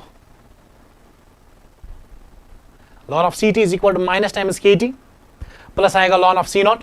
तो this is the master equation, जहां से आप हर एक चीज आप फर्स्ट ऑर्डर रिएक्शन को सॉल्व कर सकते हो। हमसे पूछा क्या गया है, derive the equation for a rate constant K. चलो ठीक है, अब मुझे बोलो ln Ct माइनस C0 आपके बराबर आता है माइनस Kt। हम ये क्यों लिखे, हम तो फिर इसे यही पे निपटाते हैं। देखो कैसे, इसको तो यही पे निपटाते हैं हम। अब मैं फिर से लिख रहा हूं ln Ct minus ln C0 is equal to minus times Kt। क्या मैं लिख सकता हूं ln m माइनस n को लिख सकते हैं ln m बाय n, आएगा माइनस टाइम्स Kt। माइनस को एब्जॉर्ब करते हैं तो ये आएगा ln ऑफ Ct अपॉन ए, क्या हो रहा है, ln of C0 upon Ct, this will be equal to plus times K into T, क्योंकि जब आप minus ln A upon B जाओगे तो ये प्लस बनेगा ln B ऑन A। तो मुझे बोलो, यहां पे जो T आएगा, K आएगा, जिसका वैल्यू मुझे निकालना है, ये आएगा 1/t into ln of C0 upon आएगा Ct। ln को थोड़ा log में लेते हैं तो आएगा K will be equal to 1 into ln आएगा 2.303 log ऑफ C0 अपॉन आएगा सी टी और डिवाइडेड बाय यहां पे आएगा T. So this will be the equation, this will be the equation of rate constant K for first order reaction. और हमसे पूछा गया है इस क्वेश्चन का जो दूसरा सेगमेंट है, आप टी हाफ भी निकालो फर्स्ट ऑर्डर रिएक्शन के लिए, और ये 2-3 दफा आया हुआ है क्वेश्चन. ठीक है, तो इस पे आप थोड़ा सा ज्यादा ही फोकस मारोगे. अब देखो आगे, K is equal to 2.303 upon T log of C not upon C T. अगर मुझे टी हाफ निकालना है, टी हाफ का मीन्स हाफ लाइफ टाइम, तो उस टाइम पे जो सी टी होगा that will be definitely C not upon 2. याद रखना है. तो जो K आएगा इसको ऐसे ही रखते हैं. हमें टी हाफ निकालना है. क्या मैं इस टी को यहां पे कर सकता हूं सब्स्टिट्यूट? टी को यहां शफल कर सकता हूं. टी को इधर लो, it will be 2.303 upon K log of C not upon आएगा बच्चे सी टी. टी की जगह टी हाफ लिखेंगे, 2.303 ऐसे ही, डिवाइडेड बाई के ऐसे ही, लॉग ऐसे ही, सी नॉट ऐसे ही, सी टी के बदले c not upon 2, c not cancel, 2 ऊपर आ जाएगा. ये आएगा t half will be equal to 2.303 upon आएगा के लॉग ऑफ आएगा 2. लॉग 2 होता है 0.3010 के बराबर, तो it will be 2.303 into 0.3010 divided by आएगा के. तो जो बच्चे टी हाफ का वैल्यू आएगा this will definitely 0.693 divided by के. तो यहां से आपसे क्वेश्चन पूछा जा सकता है, हमें बोलो रेट ऑफ रिएक्शन जो फर्स्ट ऑर्डर रिएक्शन की है वो इनिशियल कॉन्सेंट्रेशन पे डिपेंड यकीनन करती है, जो हमने यहां पे सीखा. R is equal to K into R, rate is equal to K into concentration of reactant. लेकिन हमसे पूछा जाएगा क्या जो टी हाफ है ऑफ फर्स्ट ऑर्डर रिएक्शन, क्या वो कॉन्सेंट्रेशन ऑफ रिएक्टेंट पे डिपेंड करता है? The answer is no no no. First order reaction does not depend upon concentration of reactant R, yeah, does not depend upon the initial concentration. सीधे does not depend upon initial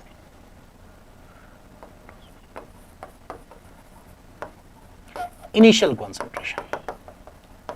मालूम? यहां तक समझ में आया? अब मुझे बोलो, यहां से ना इसने दो चीजें पूछी है. अब इस ग्राफ को देखो, आपसे पूछा गया है रेट वर्सेस कॉन्सेंट्रेशन, और आपको पता है R is equal to K into concentration is A. Concentration of reactant is R. This is concentration of reactant. R is equal to K into concentration of reactant. तो मुझे बच्चे बोलो, यहां से क्या मैं लिख सकता हूं? थोड़ा सा यहां पे लिखते हैं क्योंकि यहां जगह कम है. तो बच्चे ये आएगा R is equal to K concentration of reactant R.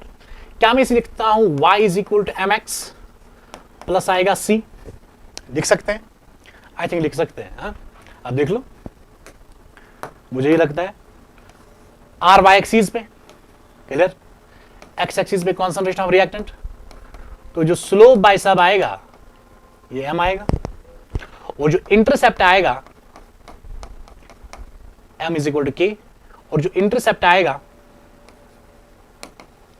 वो बाय सब आएगा c, that will be equal to 0, क्योंकि इंटरसेप्ट टर्म है ही नहीं वहां पे. तो मुझे बोलो y is equal to mx plus c, intercept is 0 and slope is positive. इसका मतलब जो ग्राफ होगा that will pass through the origin like this, और इसका जो स्लोप आएगा वो आएगा k के बराबर, इंटरसेप्ट c जो आएगा वो जी आएगा 0. अब हमसे पूछा गया है ln a not into time. ln a not, अच्छा ये इंटरसेप्ट बनेगा ln 80.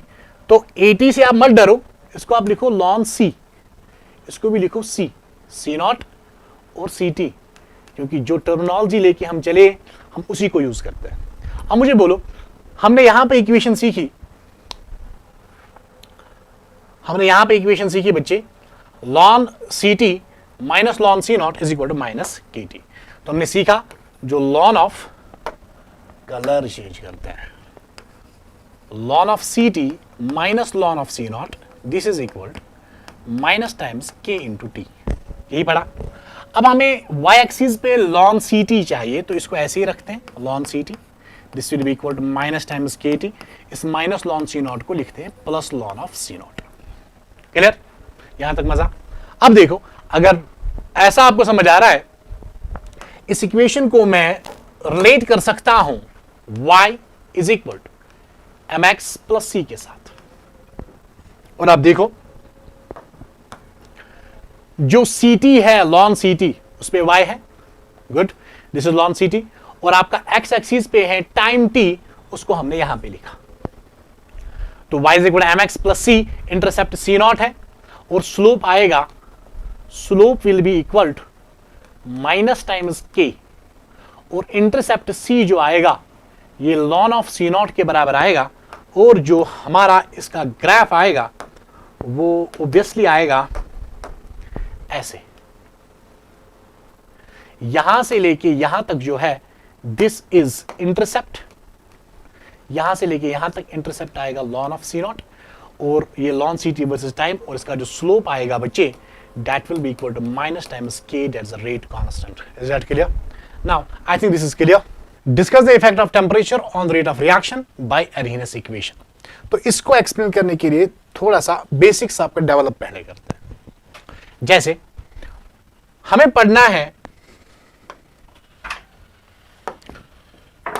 है असल में effect of temperature on rate of reaction keeping concentration parameters constant. जैसा कि आप सब जानते हो जब भी रेट ऑफ रिएक्शन की चेंज की बात आती है टेम्परेचर भी इसे चेंज करता है, और साथ में रिएक्टेंट्स की जो कॉन्सेंट्रेशन होती है, और अगर गैसियस स्टेट में हो तो उनका जो पार्शियल प्रेशर होता है उनको चेंज करने से रेट ऑफ रिएक्शन चेंज होती है। मतलब दोनों इफेक्ट करते हैं रेट ऑफ रिएक्शन पे, टेम्परेचर भी और कॉन्सेंट्रेशन ऑफ रिएक्टेंट्स भी। लेकिन इस केस में जो सेकंड पार्ट काइनेटिक्स का है, इसमें हमें यह सीखना है कि टेम्परेचर के चेंज करने से रेट ऑफ रिएक्शन कैसे चेंज होती है। तो इसके लिए हम पहले कॉन्सेंट्रेशन को कांस्टेंट मानते हैं, ताकि जो भी चेंज आएगी बच्चे वो एक्चुअली रेट ऑफ रिएक्शन में जो भी चेंज आएगी वो टेम्परेचर की चेंज होने की वजह से आएगी। तो इसको सीखने के लिए मैं यहां पे एक रिएक्शन लेता हूं, लेट हमारे पास रिएक्शन है AA प्लस BB, और ये आपको देता है प्रोडक्ट्स। इस रिएक्शन के लिए अगर मैं रेट लॉ लिखूं, क्योंकि ये समझना जरूरी है, अगर मैं इस रिएक्शन के लिए रेट लॉ लिखूं तो this will be R is equal to K concentration of A into concentration of B, और यहां पे हम इसका पावर लेते हैं अल्फा और इसका पावर लेते हैं बीटा, रेट लॉ। और ये जो अल्फा और बीटा है दीज आर एक्सपेरिमेंटल पैरामीटर्स। ये आपको मालूम, यहां तक कुछ नया नहीं है, ये अभी तक हम पढ़ते आए हैं। अब मान लो let concentration of A this is equal to concentration of B, concentration of A is equal to concentration of B, और इसको हम लेते हैं 1, या आप इसे बोलोगे यूनिटी। जरा मुझे बोलो, ये जो रेट लॉ की इक्वेशन मैंने यहां पे इक्वेशन फर्स्ट लिखी, क्या ये बच्चे ऐसे आएगा R is equal to K, A की जगह 1 to the power alpha, B की जगह 1 टू द पावर बीटा, क्योंकि हमने कॉन्सेंट्रेशंस को फिक्स्ड किया। तो ये जो R आएगा this will be K into 1, तो R will be equal to K। तो इस बात को जहन में रखो, रेट ऑफ रिएक्शन और रेट कांस्टेंट K दोनों फिर से बराबर है जब आप कॉन्सेंट्रेशन को फिक्स्ड मानते हो, जब आप कॉन्सेंट्रेशन को कांस्टेंट मानते हो, क्योंकि जो हमारा टॉपिक है वो इसी के अकॉर्डिंग है, हमने इफेक्ट ऑफ टेम्परेचर देखना है on rate of reaction keeping concentration constant.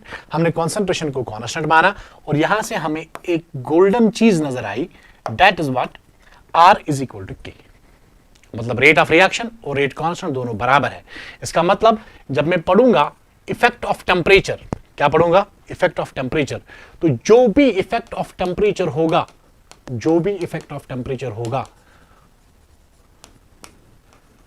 will be same on R rate of reaction and K rate constant at constant concentration.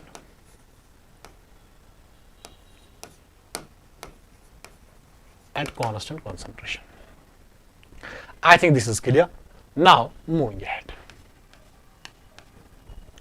मुझे समझाओ यहां पे एक स्टेटमेंट लिखा हुआ होता है for majority of the reactions, for majority of the reactions जो रेट ऑफ रिएक्शन आर है या रेट कांस्टेंट के जो है ये डबल होता है और ट्रिपल होता है या इन दोनों के बीच में रहता है by increase in temperature by 10 degree Celsius और बाय 10 केल्विन। जब आप 10 डिग्री सेल्सियस टेम्परेचर को राइज करते हो या 10 केल्विन टेम्परेचर को राइज करते हो, वहां से जो मेजॉरिटी ऑफ द रिएक्शंस के लिए जो रेट कांस्टेंट के है और रेट ऑफ रिएक्शन है दैट ऑलमोस्ट गेट्स डबल्ड। इसको हम सीखते हैं इन टर्म्स ऑफ टेम्परेचर कोएफिशिएंट, जिसको आप बच्चे लिखते हो म्यू से। और आपकी क्वेश्चन में मान लो अगर म्यू का वैल्यू 2 आया है, इसका मतलब जब आप 10 डिग्री सेल्सियस को बढ़ाते हो rate of reaction gets doubled. और अगर म्यू का वैल्यू 3 आया, इसका मतलब temperature gets tripled by the rise of 10 और by the rise of 10 degree Celsius और 10 केल्विन। इसको कहते हैं म्यू टेम्परेचर कोएफिशिएंट। ये आपको पहले पता होना चाहिए।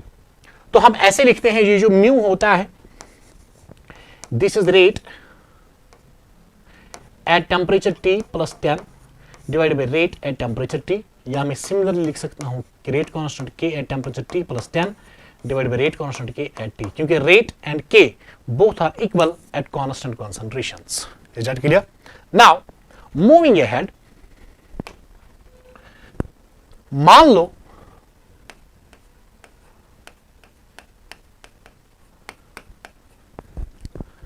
मैं कुछ चीजें यहां समझाने जा रहा हूं।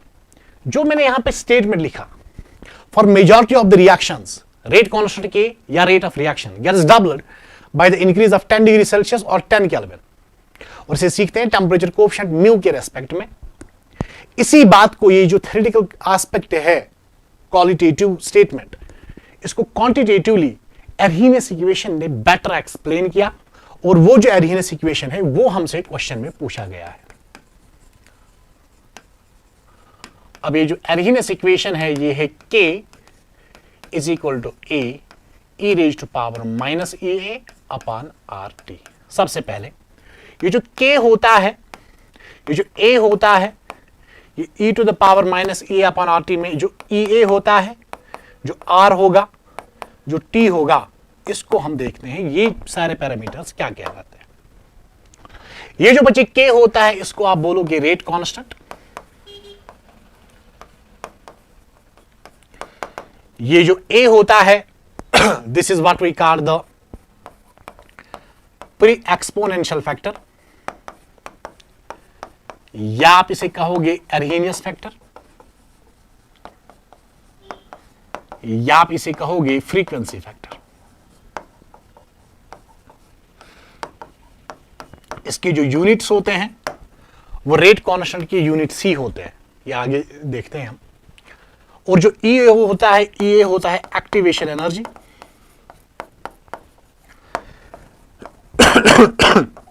सॉरी, R होता है यूनिवर्सल गैस कांस्टेंट, जिसका वैल्यू आप 8.314 जूल पर केल्विन पर मोल लोगे इन इक्वेशंस में। और जो T होता है ये बच्चे होता है टेम्परेचर, और ये होता है केल्विन्स में। तो आगे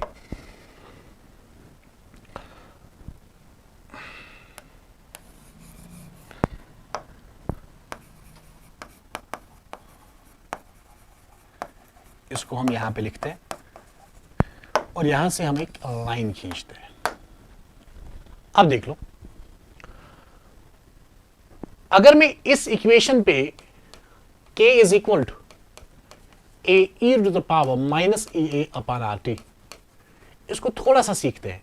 यहां से अगर आपको पूछा जाएगा यूनिट्स बोलो this exponential term minus EA upon RT, ये आपसे पूछा जा सकता है। E इज एक्टिवेशन एनर्जी, इसका यूनिट होगा एनर्जी है तो जूल पर मोल, E is a number divided by R जो है आर का वैल्यू आएगा, अभी अभी हमने बोला जूल पर केल्विन पर मोल, ये इट विल बी जूल पर केल्विन पर मोल, और टेम्परेचर होगा केल्विन में। क्या मैं यहां से पर केल्विन केल्विन कैंसल, पर mole cancel, joule joule cancel, इसका मतलब e to the power minus A upon R T will be the unitless, या आप इसे बोलोगे डायमेंशनलेस टर्म। ध्यान से सीखो। इसके बाद जो हमसे चीजें पूछी गई है उसमें थोड़ा आते हैं। अगर मैं यहां पे अप्लाई करूं, सबसे पहले लिखते हैं k is equal to A to the power minus A upon आएगा आर टी। अगर मैं अप्लाई कर लूं लॉन बोथ साइड्स, क्या ये लॉन ऑफ k के बराबर आएगा? Ln of A to the power minus A upon आएगा आर टी। क्या मैं लॉन k को ऐसे लिखूं? लॉन m इंटू एन को लिख सकते हैं ln A plus ln e to the power minus A upon R T.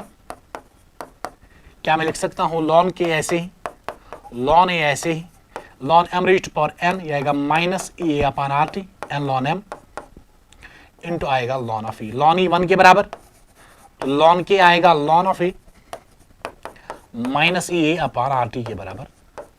क्या मैं यहां से लॉन k को लिख सकता हूं ऐसे, minus A upon R T को ऐसे लिखते हैं, प्लस आएगा ln of A. This is the first thing.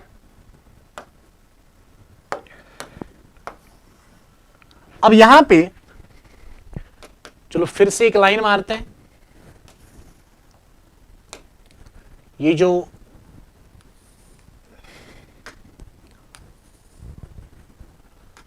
इसी इक्वेशन को फिर से लिखते हैं, ln k is equal to minus A upon R T plus आएगा लॉन ऑफ ए। इसको अगर मैं लॉग में कन्वर्ट करूं, ये आएगा 2.303 log of k will be equal to minus A upon R T plus आएगा 2.303 log of a। इस 2.303 को डिवाइड करेंगे तो आएगा log of k, this will be equal to minus A divided by 2.303 R T. यहां से cancel हो जाएगा 2.303, डिनोमिनेटर में भी 2.303, दोनों कैंसिल हो जाएंगे, तो ये आएगा log of a के बराबर। तो यहां से बच्चे हमें दो चीजें पूछी जा सकती है, और वो दोनों चीजें मैंने यहां पे क्वेश्चन में लिखी है।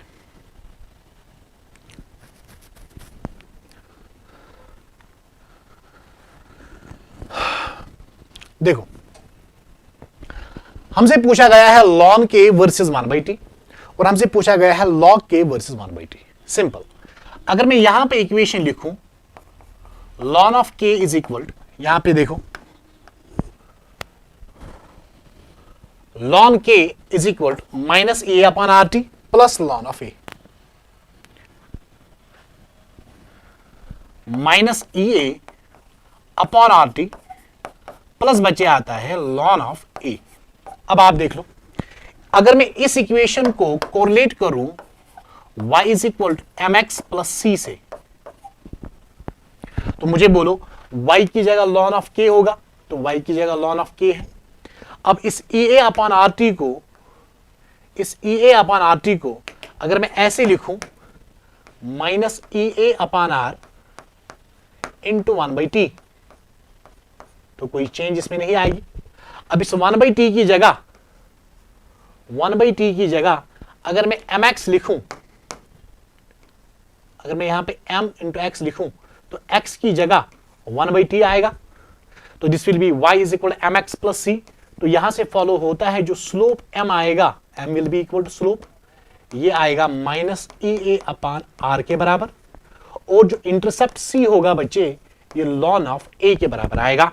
तो ये वाला जो ग्राफ यहां से आएगा, ये वाला जो ग्राफ यहां से आएगा, this should be like this.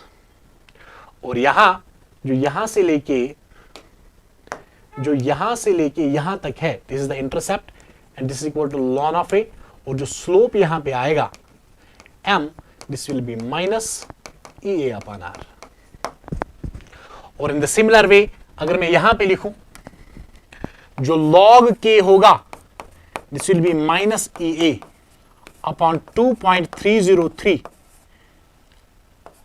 Are, और 1/t को ऐसे लिखते हैं इंटू 1/t प्लस आएगा लॉग ऑफ ए, और यहां से अगर मैं इक्वेशन को लिखूं, this is equal to y is equal to M x plus C, X की जगह 1/t, y की जगह लॉग ऑफ के, तो जो स्लोप आएगा, आप ध्यान से देखो, जो बच्चे स्लोप आएगा this will be minus E A divided by 2.303 R, और जो इंटरसेप्ट c कहलाएगा that will be log of a।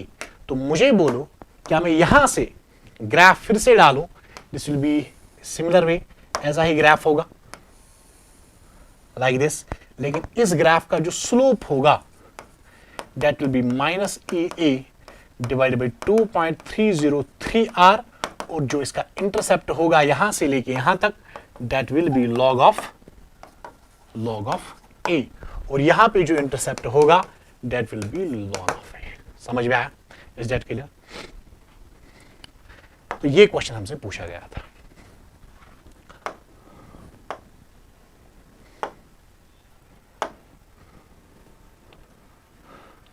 What are the main postulates of collision theory and give its two limitations?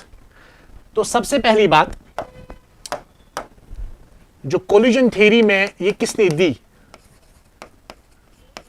इसको develop किया William Lewis ने and max Strauss ने। ये पहला point, से लिखो ना लिखो कोई फर्क नहीं पड़ता। दूसरी बात जो इंपॉर्टेंट है, दिस थ्योरी जो है is based on KTG, kinetic theory of gases, जो आपने पढ़ी होगी। इसको टेस्ट करने के लिए लेट्स मीट। तीसरी बात, this theory assumes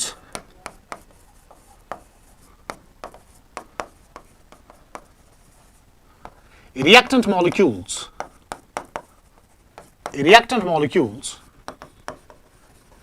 as rigid hard spheres। इसको ध्यान में रखना, क्योंकि यहां से इस थ्योरी की एक लिमिटेशन बनेगी जो हम आगे जाकर डिस्कस करेंगे। बस अभी बस 5-6 मिनट लगेंगे, इसमें 2-3-4 मिनट लगेंगे बस। तो ये कुछ पॉइंट्स है विलियम लिविस मैक्स स्ट्रॉस ने डेवलप की, this theory based on KTG, kinetic theory of gases. उसके बाद this theory assumes reactant molecules as rigid hard spheres, ठीक है। और उसके बाद जो इसका मेन पोस्टुलेट है, वो असल में एक ही है, क्योंकि सारी चीजें इसी एक पोस्टुलेट में काउंट होती है। एज पर दिस थ्योरी जो प्रोडक्ट फॉर्मेशन होता है, उसकी जो प्रोसेस होती है, वो प्रोसेस ऐसे होती है, जो रिएक्टेंट मॉलिक्यूल्स होते हैं उनके पास एनर्जीज होती है, और उन एनर्जीज के बेसिस पे वो आपस में कोलाइड करते हैं, और बहुत सारे कोलिजन्स पहले होते हैं जिनमें मोमेंटम का ट्रांसफर होता है, जिसमें एनर्जी का ट्रांसफर होता है, और उन कोलिजन से प्रोडक्ट की फॉर्मेशन होती है।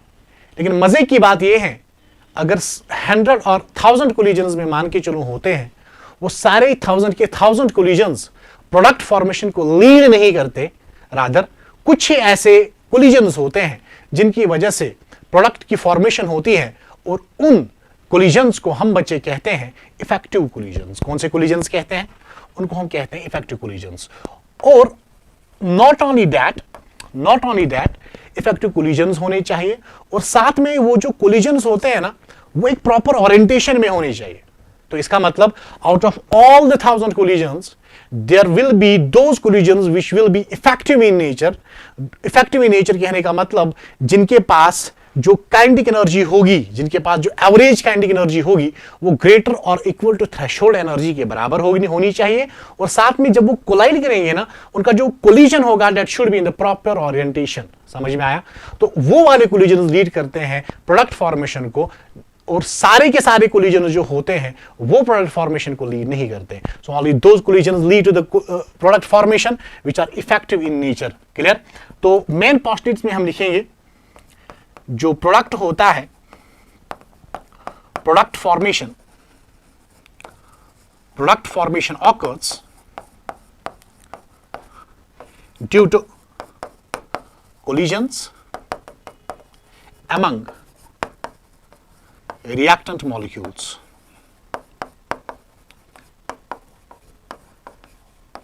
Among reactant molecules. But all the collisions does not lead to the formation of products. Only effective collision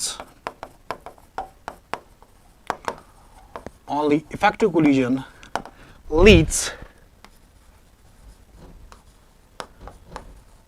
to the formation of products. अब मसला है ये इफेक्टिव कोलिजन्स क्या कहलाता है, उसको हम थोड़ा यहां पे देखते हैं. इफेक्टिव कोलिजन्स वो कोलिजन होते हैं is defined as one in which molecules collide with sufficient energy and proper orientation so that a reaction occur. मतलब जो दो रिएक्टेंट मॉलिक्यूल्स आपस में कोलाइड करते हैं, इन दो रिएक्टेंट मॉलिक्यूल्स का जो कोलिजन होगा वो इफेक्टिव तभी कहलाएगा जब इनकी एवरेज काइनेटिक एनर्जी ग्रेटर और इक्वल होगी थ्रेशोल्ड एनर्जी से. और थ्रेशोल्ड एनर्जी होती है energy of a transition state. Clear? जैसे अगर मैं यहां पे बना लूं, थोड़ा सा कॉन्सेप्ट देता हूं मैं. मान लो ये एनर्जी ऑफ रिएक्टेंट्स है या ये एंथैल्पी ऑफ रिएक्टेंट्स है. ये मान लो एंथैल्पी ऑफ प्रोडक्ट्स है या एनर्जी ऑफ प्रोडक्ट्स है. और यहां से लेके यहां तक जो एनर्जी होती है इसको कहते हैं activation energy in forward direction. और यहां से लेके यहां तक जो एनर्जी होती है इसको कहते हैं activation energy in the backward direction.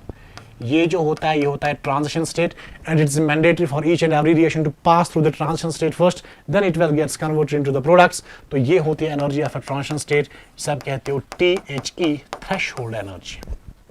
और ये वाला जो ग्राफ मैंने लिखा ये मैंने लिखा एक्सोथर्मिक वाले के लिए. और अगर आपसे पूछा जाए आप एंडोथर्मिक रिएक्शन के लिए ग्राफ लिखो तो आपको करना क्या है, तो ये मान लो आपके पास एंथैल्पी ऑफ रिएक्टेंट्स या एनर्जी ऑफ रिएक्टेंट्स होगी. This will B enthalpy of products या ये होगा एनर्जी ऑफ प्रोडक्ट्स. यहां से लेके यहां तक this will B activation energy in forward direction. यहां से लेके यहां तक this will be the activation energy in the backward direction. और जो ये एनर्जी का डिफरेंस होता है यहां से लेके यहां तक, इसको कहते हैं डेल्टा RH. और ये डेल्टा RH होता है activation energy in forward minus activation energy in backward. और डेल्टा RH होता है enthalpy of product minus enthalpy of reactants. अब देखो प्रोडक्ट की एंथैल्पी ज्यादा रिएक्टेंट की कम, तो ये आएगा पॉजिटिव, ये आना चाहिए पॉजिटिव. ये आएगा एंडोथर्मिक के लिए, क्योंकि एंडोथर्मिक के लिए डेल्टा RH का वैल्यू पॉजिटिव होता है. और एक्सोथर्मिक के लिए अगर आपको डेल्टा RH लिखना होगा ये होगा EAF माइनस EAB, या आप लिखोगे enthalpy of product minus enthalpy of reactants. इन दोनों का value less than zero which means ये होना चाहिए नेगेटिव और ये भी होना चाहिए नेगेटिव. थोड़ा सा कॉन्सेप्ट है, ले लो इसे. लेकिन मुझे जो समझाना था that is actually the effective collision. Effective collision बच्चे वो वाले कोलिजन्स होते हैं दो रिएक्शन मॉलिक्यूल्स के बीच में जिनकी एवरेज काइनेटिक एनर्जी जो होती है दैट शुड बी ग्रेटर और equal to the threshold energy. तब जाके जो कोलिजन होता है वो कहलाता है इफेक्टिव. और ये कोलाइड होनी चाहिए प्रॉपर ओरिएंटेशन में. क्लियर? और एक बात है इसमें कोलिजन फ्रीक्वेंसी. कोलिजन फ्रीक्वेंसी बच्चे होते हैं these are the number of collisions per second per unit volume में कितने होते हैं उसको कहते हैं कोलिजन फ्रीक्वेंसी. अब आप ही बोलो जो रेट ऑफ रिएक्शन होगी वो कोलिजन फ्रीक्वेंसी पे भी डिपेंड करेगी और वो इफेक्टिव कोलिजन पे भी डिपेंड करेगी. जितने ज्यादा इफेक्टिव कोलिजन्स, जितनी ज्यादा कोलिजन फ्रीक्वेंसी होगी उतनी ज्यादा रेट ऑफ रिएक्शन होगी. और इसीलिए जो कोलिजन थ्योरी के अकॉर्डिंग जो रेट कांस्टेंट के आता है इसको आप लिख सकते हो P Z e to the power minus A upon RT. P होता है ओरिएंटेशन फैक्टर और जो Z होता है इसको कहते हैं कोलिजन फ्रीक्वेंसी. ये दोनों कांस्टेंट इसको आप A के बराबर ऐसे लिख सकते हो और आपकी जो इक्वेशन आएगी वो इस हिसाब से A e to the power minus EA upon RT Arrhenius equation को मीट करेगी. दोनों आपको एक जैसे रिजल्ट्स ही देंगे, लेकिन यहां जो ए होगा this will be the combination of two parameters, two factors, one will be the orientation factor and another will be the collision frequency. Is that clear? अब हमसे जो पूछा गया है that is the limitation of सीटी collision theory. पहली limitation क्या है? It ignores structural aspects of reactant molecule। Reactant molecule का जो स्ट्रक्चरल एस्पेक्ट है उसको इस थ्योरी ने किया है इग्नोर। जैसे मान लो मेरे पास CH4 मॉलिक्यूल है, इसकी जियोमेट्री आप पढ़ते हो, ये इसकी जियोमेट्री आती है टेट्राहेड्रल। अगर इसकी जियोमेट्री टेट्राहेड्रल है तो ये एक्ट भी करना चाहिए एज ए टेट्राहेड्रल, लेकिन as per KTG, as per this theory, as this theory is based on the KTG, इसने इसको भी माना है रिजिड हार्ड स्फीयर। सिमिलरली अगर आपके पास वाटर है, दिस इज बेंट। अगर आपके पास NH3 है, दिस इज पायरामिडल। तो इनको भी इस थ्योरी ने माना स्फेरिकल हार्ड स्फीयर्स, जो इसकी लिमिटेशन है। इसने स्ट्रक्चरल एस्पेक्ट्स को इग्नोर किया। दूसरी बात, दिस कोलिजन थ्योरी, जो ये कोलिजन थ्योरी है, this is valid only for two reactions. एक रिएक्शन जो होती है बच्चे, वो मैंने यहां पे लिख के रखी है, that is a homogeneous gaseous phase reaction. और दूसरा जो है that is simple biomolecular reactions, लेकिन वो ही सिंपल बायोमोलिकुलर रिएक्शंस जो सॉल्यूशन में ऑकर हो। और एक पॉइंट, जो ये कोलिजन थ्योरी है is not applicable for complex reactions. ये कंप्लेक्स रिएक्शंस के लिए एप्लीकेबल नहीं है। तो इसकी लिमिटेशन में it ignore the structural aspect of the reactant molecule, क्योंकि अगर रिएक्टेंट मॉलिक्यूल हमारे पास CH4 है, it should be tetrahedral, but it takes its spherical hard sphere. If it's a water molecule H2O, spherical hard sphere. NH3 ये pyramidal है लेकिन spherical hard sphere. तो ये इसकी एक लिमिटेशन है, इसने स्ट्रक्चरल एस्पेक्ट को इग्नोर किया। दूसरी, this is valid only for two reactions, one is the homogeneous gaseous phase reaction and second is the simple biomolecular gaseous reactions which takes place in the solutions, and the last one is it is not applicable for the complex reactions. This is all what I am having from the chemical kinetics chapter. So thank you and best of luck. मिलते हैं next session में coordination chemistry के साथ।